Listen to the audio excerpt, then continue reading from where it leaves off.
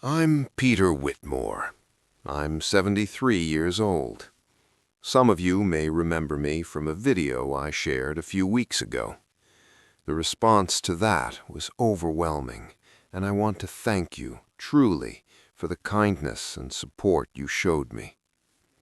But today, I need to talk about something I didn't mention back then, something more personal.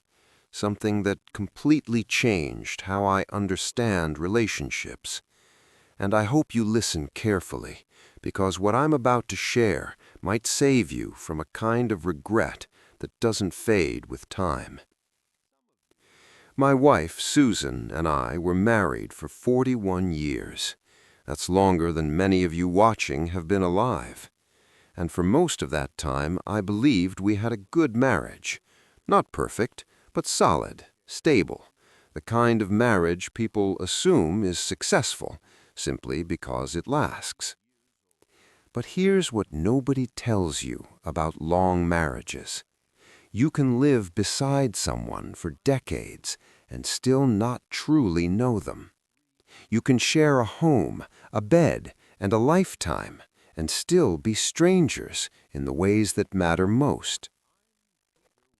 Susan died 6 years ago, pancreatic cancer, diagnosed in March, gone by July.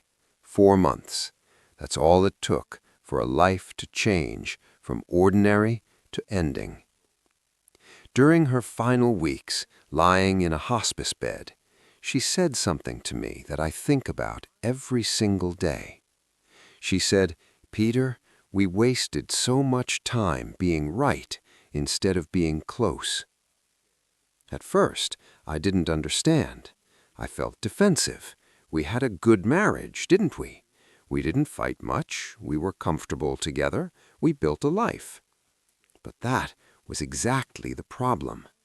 We were comfortable, and comfortable isn't the same as connected. For years, Susan would suggest small things. Let's take a pottery class together. Why don't we go dancing anymore? Remember when we used to stay up late talking for hours? And I always had a reason to say no. I was tired, busy. It wasn't practical. It cost too much.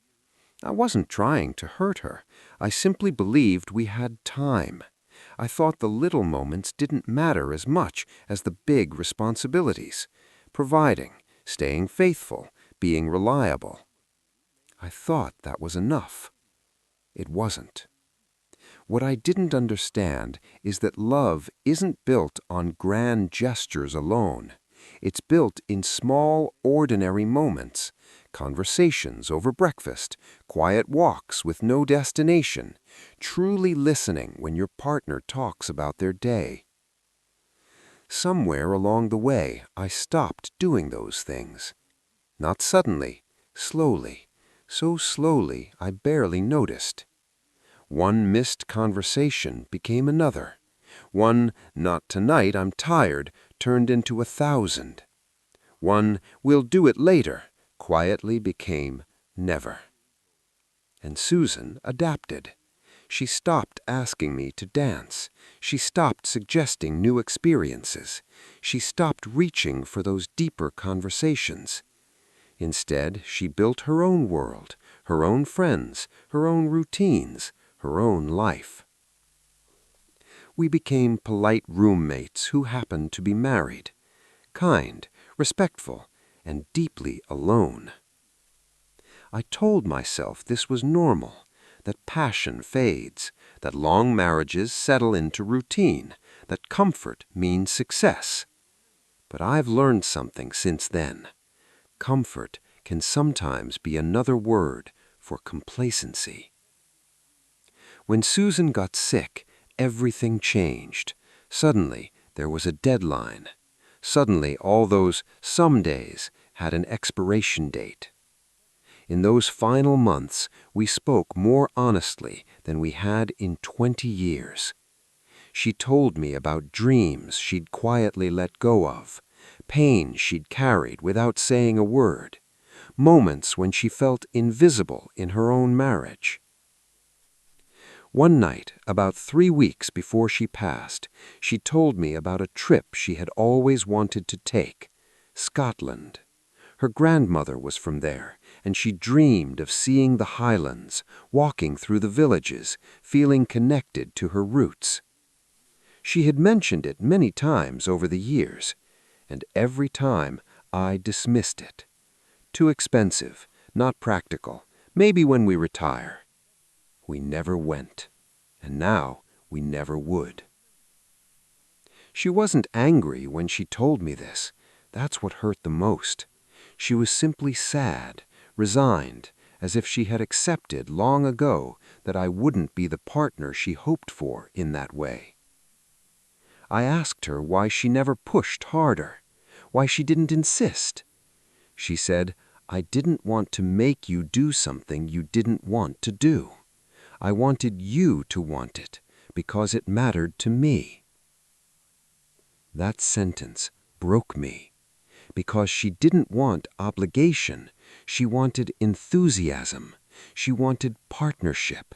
She wanted me to care about what mattered to her simply because it mattered to her. And I failed to see that. Here's what I've learned, and please hear me when I say this. The greatest threat to a relationship isn't always betrayal or conflict. It's indifference. It's the slow erosion that happens when you stop trying, when you stop asking questions because you think you already know the answers, when you stop making effort because you assume there will always be more time. Until one day you wake up next to someone who feels like a stranger. Or worse, you wake up alone, wishing you had paid more attention while you still had the chance. Or worse, they're gone, and you realize you never truly knew them at all. After Susan passed away, I found a journal in her nightstand. She had been writing in it for years. Reading those pages felt like discovering a stranger, a person I had lived beside but never fully seen. She wrote about loneliness, about feeling unheard, about moments when she felt like she was speaking into empty space. She wrote about small things that hurt her, times when I was physically present but emotionally distant, times when I chose work over her, times when I stared at my phone instead of looking into her eyes while she spoke.